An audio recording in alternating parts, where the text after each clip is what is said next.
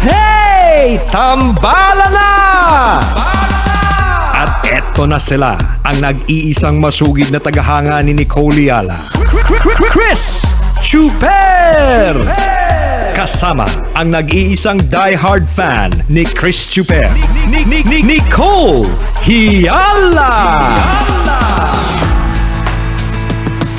Mula sa Mahiwagang Burnay, ang kwento.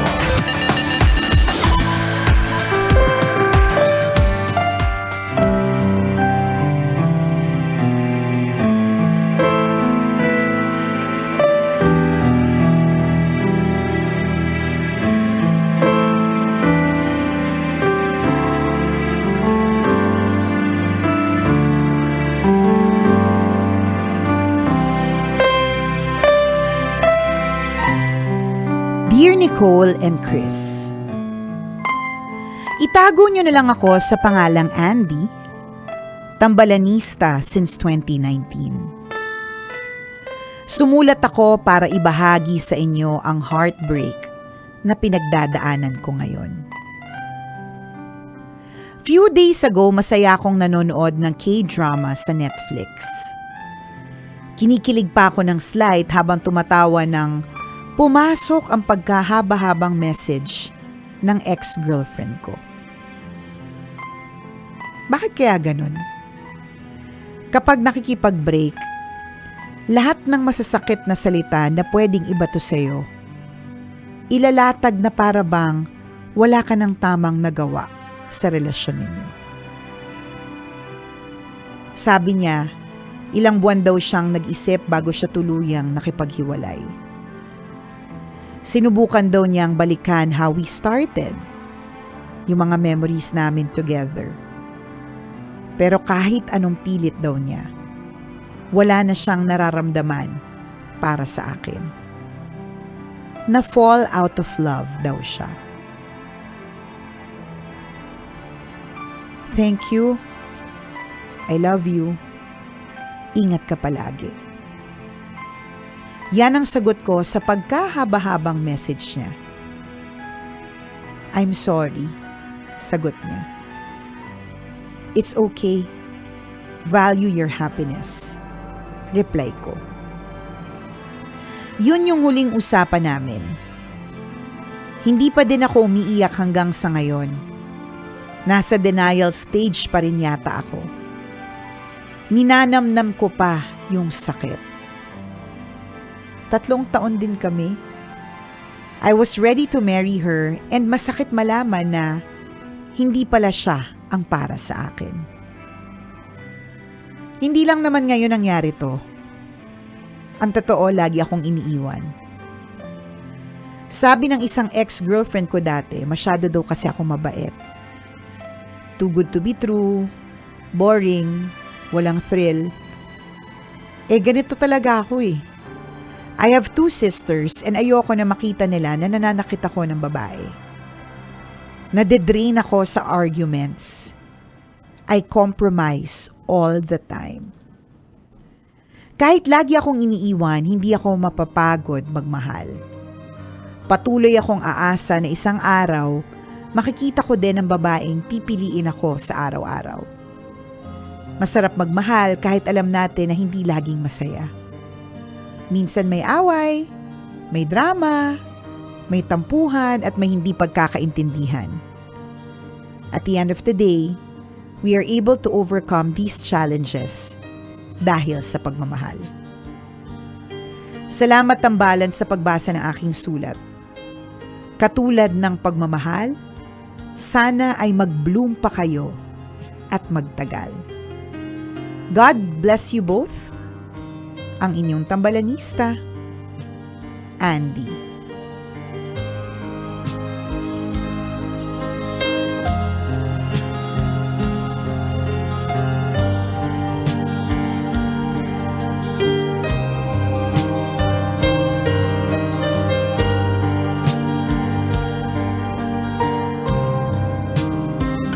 Hello, Andy, the hopeless romantic. Yan.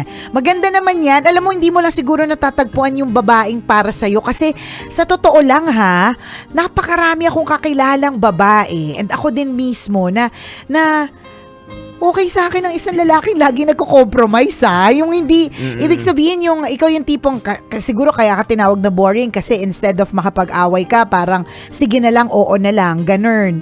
Ang saya kaya ng ganun. Oo, papayag nila ng papayag. Yung papayag na lang ng papayag, yung aaminin niya na lang na siya may kasalanan kahit hindi.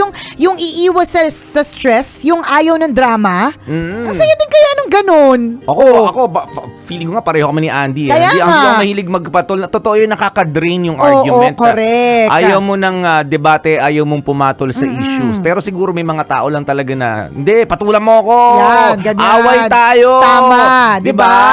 Yung ipaglaban mo, sigawan mo ko, di ba? Sampalin mo ako kung gusto mo, manakit ka. Correct, Ganon. itali mo ko. Ay, iba na pala. Iba na pala yung may pagtali at pagsampal. Iba na pala yon. Sorry. Oo, siguro may mga, halimbawa. Yung feeling ko yung napunta lang talaga sakto kay Andy, mga ganong klase ng babae na gusto nila nang ginaganon sila. Pero katulad nga yung sinasabi mo, partner, na-relate ka kay Andy, may mga taong ganyan at may mga taong yan yung gusto ha. Hindi mo lang natatagpuan yung taong ganon. Correct. Na para sa'yo, na swak sa personalidad mo. Totoo, na kayang intindihin kung ano yung kung anong klaseng tao ka. Oo. 'Di ba? Paano ka mag-manage ng emotions mo? Paano ka mag-manage ng mga triggers, 'di ba, na mga stressors? May mga ganun, may mga taong talaga hindi papatulan, pero may mga tao din na talagang ganadong patulan. Correct. Yung mga triggers. Mapagpatol, may mga ganon. Oo. Nagkataon yung mga ex mo, mapagpatol sila. Naghahanap sila lagi ng away. Oo, ganon. So it's not your fault. Correct. Although, tama din naman kung halimbawa both the ex-girlfriends, yun yung sinasabi, meron ding something to think about. 'Di ba? Baka naman may kailangan. Meron ako napanood na ganyan na TikTok na sabi niya, I don't get it why hanggang ngayon wala pa akong girlfriend. Parang ganon. Yung sabi nung guy, mabait naman ako, ganon, chu, ganon. Hindi naman din siya pangit, partner. Oo. Kumbaga parang may pagkukunan naman, in fairness. Kala mong ganda eh. Ang ganda ko eh. Parang ganon yung description ko Kasi sa lalaki. mahirap din naman talaga yung walang pagkukunan. Oo, di ba? Totoo naman. Di ba yung tanongin mo kung may itsura, medyo meron naman, may pagkukunan, di Oo, ba? yung parang, ay maganda pala siya pag nakahiga. Oh, ganun. Di ba? Pag top view lang, side view, ganun. Talikogenic. So, ibig sabihin, may pagkukunan. Oo, yan, Maganda yan. sa malayo. Maganda pag malabo. Di ba? May itsura pag patas ang view. Di ba? At least may pagkukunan kasi may mga tao talaga, aminin na natin, wala talagang makukuha. Di ba? Sorry na. Anyways. So, yung taong to, yun yung sabi niya, parang, I don't get it, why ganon. Tapos, mababasa mo sa comment section na parang very common yung sagot dun sa tanong, which is, siguro kasi sa pagsasalita mo, kuya. Kasi yung pagsasalita niya talaga, parang yung social kasi, yung parang, Okay. parang may braces na mga 5 patong, gano'n. 5 patong ng braces, parang gano'n. Tinalo pa si Oo. Sino to? Yung may dalang lobo na clown. Di ba maraming ngipin yun? Tinalo. Yan, yung bida sa It. Oo. Ang dami nito, parang ang dami nitong ngipin. Alam mo, parang gano'n. So, gano'n siya mag-share ita, parang gano'n. Oo. So, sabi nila, baka kuya wala sa ugali, wala sa itsura. Yung pagsasalita mo po. Baka may gano'n. Marami na yung siya pagsasalita mo kasi bakit ganyan ka? Kaya nga, kasi may mga pagsasalita talagang nakakairita, di ba? Oo. May mga gano'n eh. Totoo yun, meron din ka may kakakilalang ganun. Babae, ang hilig-hilig mag-baby talk. Ay, nakakainis yung mga ganyan. Magka-40 na. Ay, Magka-40 na. pangit. Ate Nicole. Lumiliit. Ate Lumiliit Nicole, yung- kakain na ba tayo? Parang tanga. Ganun siya. Parang tanga. Lumilit yung boses. Oo, sabi, Excuse me. Kuya Adrian, ba't kaya hindi pa ako nagkakajowa? Siguro kasi akala nila duwende ka. Try mo kayo buksan na malaki yung bibig mo. Baka magka-jowa ka. Kaya nga, ayaw nila ng mga tikom-tikom, ganyan. Tapos liit-liitan, gano'n. Gusto ng mga lalaking nakabuka yung bibig. Try mo. Try mo lakasan yung boses mo. Nakakaloka na eh. Parang na-imagine ka, excuse me, pabili po ng Coke. Ganun nga. Tapos pag makakausap siya sa phone, Basta lang laksan mo nga yung lumina. boses mo. Diba? So parang feeling niya, paraan na pagpapakyut ito, paraan na nga, parang Oo. pabebe or pakyut or whatever, diba? Pero sa iba, it doesn't Nakakainis. seem like that way. Oo. So yun din yung parang gusto nating sabihin kay Andy, na baka may ganun eh. So may mga bagay na pwede ka namang, of course, always, diba, pwede naman tayong mag-improve. Diba? Yes. Lagi naman yun eh, kapag ka meron tayong mga failed relationships at sasabihin sa atin kung bakit ganon, ganyan, we can improve on that. Pero ang isa lang masasabi namin sa'yo, Andy, baka lang kasi hindi mo pa talaga natagpuan yung match mo eh. Ako, yun din yun. Oo, meron talagang magmamatch sa'yo. Parang, ito si partner, nagmatch sa kanya yung jowa niya. Akala ko di siya makakahanap ng match niya talaga, sa totoo lang. Kasi Yung sa pareho Oo. tayo, na mirror ko nga yung yung nakita ko yung sarili ko sa iyo eh. Oo. I am your reflection. Correct. Pareho tayo. Kanta kayo reflection. Isa lang mo. Sino bang kumanta nga nun? Basta sa pelikulang Mulan. Yan, Lea Salonga. Anyways, Oh, go. di ba? Nakita ko yung sarili ko sa iyo na may mga marami tayo na ganito, hindi mapagpatol sa mga issue, ayaw natin ng argumento, ayaw natin ng nakikipagtalo. Pag may nagagalit sa atin, lalo silang naiinis sa atin kasi hindi natin sila pinapatulan. Correct. Di kayo nagsasalita eh. Tsaka yung oo na lang. lalayuan mo sila. Sige na lang. Ganun. Oo, sige na lang. Oo, ayaw ng drama. May mga ganon. Actually, favorable nga yun sa mga magiging jowa mo. Dapat insinamantala nila yun. Kasi tayo yung mga tipo ng tao na oo lang ng oo. Pag sinabi mong, okay lang magpa-parlor ako, kahit alam mong wala kang pera, sige lang, hahayaan. Bibigay ko yung kaligayahan mo. Ganon. Dapat sinamantala niya yun at hindi niya inisip na, ay, boring naman. Gusto niya siguro kinokontra siya. Correct. Sa awain siya. Wag ka na magpa-parlor, walang pagkukunan. Yan, ganun. Gusto niya siguro yung mga tipong naglalakad siya tapos hihilahin siya, mga ganon. Oo. Yung mga ganong drama. Oo, na pag Na-bore nagagalit siya siya. sa oo ka ng oo, ganun. Yan, kasi may mga babaeng ganun din eh. Na pag inaaway ka niya, gusto niya papansinin mo siya. Correct. 'Di ba? Ganon. Na kapag magwo-walk out siya, gusto niya pipigilan mo siya. Gusto niya hahabulin. Hahabulin Pero mo baka siya. ikaw, Andy, yung tipong, kung halimbawa, ikaw nga yung reflection ni Chuper, 'di ba? Parang baka ikaw yung tipong inaway mo tas walay lang. Oo. Umiiyak tapos walay lang. Ganun. Kasi Nag-walk out, hindi ka pinigilan. Oo, correct. Kasi medyo ganun si Chuper. Oo, nag-walk out ka, bala ka. Hindi nag-walk out. Oo. Eh, di may mga babae gusto nila parang feel Pipigilan nila, eh. pipigilan sila, yung mga Oo. ganun. So I think hindi mo lang talaga nahahanap pa yung match mo. Ganun naman talaga. Lagi nating sinasabi ito sa Tambala na may mga taong dadaan sa buhay natin para matikman lang natin. Totoo. Di ba? Yung klase ng pagmamahal, klase ng pag-ibig, and of course, para meron tayong matutunan sa kanila. Ganun. Correct. At yun naman yung maganda doon, di ba? Na pag nakakakilala tayo ng tao, mapajowa man o mapa-typical na kaibigan, tinuturuan tayo ng napakaraming leksyon sa buhay. Yan, Di ba? Hindi ba't ganon. lahat ng mga lahat ng mga hiwalayan ninyo, ang dami mong natutunan? Hindi ba't lahat ng away nyo ng mga naging kaibigan mo dati, ang dami mong natutunan? Yan. Ganun yun. Doon mo tingnan sa anggulong gano'n na siguro pinakilala lang itong mga ex mo, yung mga naging girlfriends mo dati para turuan ka. At para may mas makilala mo din yung sarili mo, Yes. 'di ba? Totoo. Ganon. Tsaka basta you haven't found your match. Meron 'yan. Meron at meron. At maganda naman kasi ganon naman siya mag-isip, partner. Ganon naman yung kanyang perspective na hindi siya titigil. 'Di ba? Landi lang ng landi. Go! 'Di ba? Hangga't hindi mo nahanap yung para sa meron naman at meron. Oo, sa tamang panahon magkakaroon ka rin ng jowa na may intindihan ng personalidad mo. 'Di ba? Ganon. Yung mga naging ex mo, partner, hindi nila naintindihan yung personalidad mo. Ganon. Kaya hindi naman hindi nila naintindihan na bakit wala akong pera. O may ganun din. Hindi, totoo naman. Uy, valid din naman yun. Oo. Kasi may mga ibang mga babae na talagang, or lalaki, na talagang, Oo. ang habol nila yung stability. Yes, ang habol comfort. nila yung comfort. Yung Oo. gusto nila yung komportable yung buhay nila. O na kaya ko aasawahin to kasi alam ko magiging Correct. komportable ang buhay ko kapag Oo. tumira ako sa bahay nila. Tama. Iniwanan ako kasi, ito ba? Oo, Parang ito na. magugutom ako sa kanya. Mas malakas pa to kumain kaysa sa akin. Piling ko ubusan ako nito ng kanin. Hayop? Di ba? Ganun. So, Correct. pwede din ganun. Totoo. So, iba-iba ng rason kung bakit tayo hinihiwalayan eh. Ganon. Ang maganda lang lagi is meron tayong natututunan from it. from them. Agree ako Ganon, doon. ha? Ako, Andy, may mga kaibigan din akong kagaya ng personalidad natin na gano'n. Hindi naman sa sinasabing ma-pride. Yung iba ang impression ng mga girls, masyadong ma-pride na ayaw akong patulan kasi meron kaming kaibigan na inaway talaga siya ng girlfriend. Sinampal nga yung kaibigan naming lalaki, tapos nag-walk out. Oo, tapos Anong cause? hindi ko alam, basta parang nagyosi lang yata, ayaw nung girl lang nagyosi. Okay, Basta okay.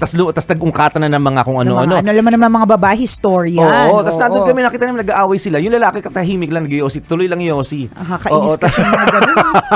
Yung parang Oo. unaffected. Oo, tapos yung babae gigil na. Oo. Tapos nag-walk out na ganyan.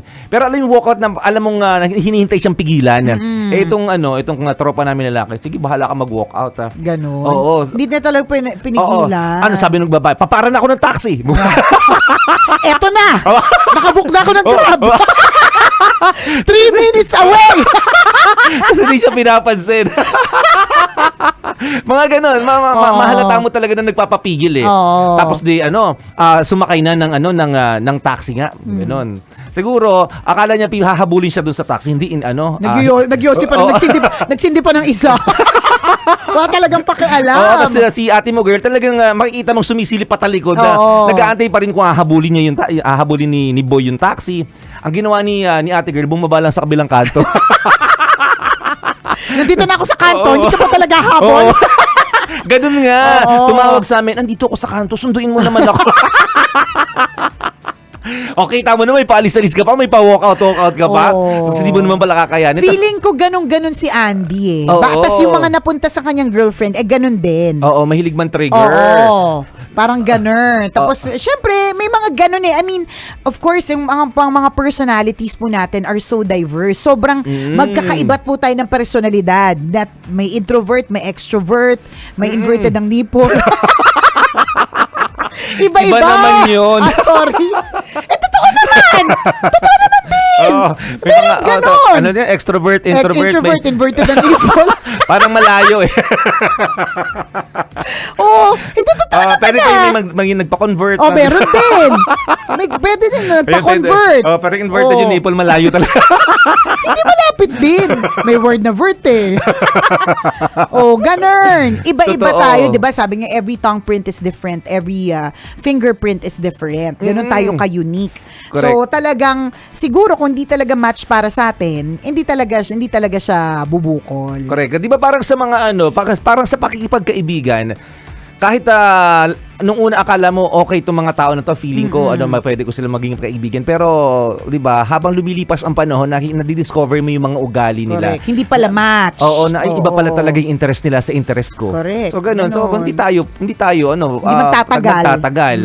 So ganun din pagdating sa pag-ibig. Minsan pag na-discover mo na ay magkaiba pala kami ng personality, and then pwede ka namang humanap ng iba. Tama. Naalala ko na naman tuloy, partner, yung mahilig sa art. Sino? Yung naging joke na mahilig sa art. Yung pinilit mo. Ikaw ba yung namilit na i-sustain your relationship or Hindi, gusto ko namang try kasi gusto ko siyang subukan. Okay. Na parang ganun. Tapos, yun, pagpunta talaga kami sa museum, hindi ako museum kind of girl eh. Oh, Merong mga mall iba. ka eh, mall. Oo, mall ako, partner. Tapos, merong mga iba, museum kind of girl talaga sila. May ganun eh. Yes. Meron Tuwang-tuwa sila nakakakita ng mga pieces of art. Pieces, Mga ganyan na ganon. naiintindihan talaga nila. Tapos, kilala nila yung mga artist, mga Yes. ganon. Mga kilala ko artista, Tina Paner. Ganon. May ganun eh, di ba? May mga Pag mahilig. nakita ng painting, kinikilabutan. Oo, Wow, ang ganda. Grabe, I cannot, halimbawa, nung finally nakita yung gantong painting na original na yung original painter, yung grabe yung tindi ng goosebumps, ganun. Hindi ako ganung kind of girl. So, pero pinilit ko, parang try lang natin ganito. So, dinadala sa mga museum, tapos parang, lagi akong tinatanong kung ano ibig sabihin, kung anong nararamdaman ko dun sa mga art pieces. Na Ano sinasabi mo? Hindi ko maintindihan. Parte ginamit ko yung pagiging matalino ko. Kung ano-ano nasabi ko. Hindi ko na matandaan. Basta may mga nasabi talaga ako. Parang feeling ko na feel niya rin na hindi naman sincere. O baka malayo talaga yung explanation. Lalo pag abstract, hindi ko naiintindihan ng abstract painting. As hindi ko siya bibihira na-appreciate. yung taong nakaka-appreciate. Oo, nun. hindi ganun. Maski nga hindi abstract eh. Lalo pag abstract, ang hilig-hilig niya sa abstract. So parang ano to? Sabi niya, what is that? What do you think? Kasi nung nakita ko tong yung painting na to, talagang ang dami ko naisip about the past, gano'n. Tapos pagtingin ko sa kanya, partner, Magulo lang siya. Halo-halo kulay lang ite. Ano yun? Ano nagsasabi mo, kuya? Pero ikaw that time, kunyari, Oo. interesado ka din. Oo, Kasi kumbaga, pinipilit mo eh. pinipilit ko naman. Na mag-jive yung interest ninyo. Oo, ganun. Tapos hanggang sa, hindi talaga. Naghiwalay na lang kayo. Oo, kasi hindi, mahirap i-sustain eh. Yung kapag ka masyadong different, ibig sabihin, hindi kayo match. Correct ka. Diba? Hindi talaga kayo magmamatch. Meron pa ako nakilala partner, ang sobrang hilig naman sa concert ng mga talagang yung mga headbanger. yung mga tinataas yung mga babae tas hanggang makarating ng stage, ganun. Hindi ko kaya. Tapos, nung nagkita kami, ang suot ko pang Sunday dress, yung mga floral. Tapos Sila, sa ganung concert pala kami pupunta. Pambihira. Hindi rin nagtagal kasi nga hindi match. Yun. Totoo yun. Ganun. So makakahanap ka rin, maniwala ka na darating ang tamang panahon, makakahanap ka ng isang tao na iintindihin or kayang intindihin yung personalidad Correct. mo. Kasi nga match kayo. Meron yan. And again, ang kagandahan dito kay Andy, 'di ba? Siya ay not giving up on love. Yes. Actually, alam mo, swerte yung taong magiging jowa mo. 'Di ba? Ganyan. Ano kay, diba? hindi ka nakakapagod Actually, mahalin. pwedeng swerte, pwedeng hindi din eh. Depende talaga. Depende talaga eh. Kasi nga, kung sa libawa, personalidad din ng babae. parang yung mga ex niya, kung sino yung tipong gusto nilang habulin, parang yung friend mo na kwento. Oo. Tapos mapunta ka sa ganyan, nakakairita. Hindi siya advantage.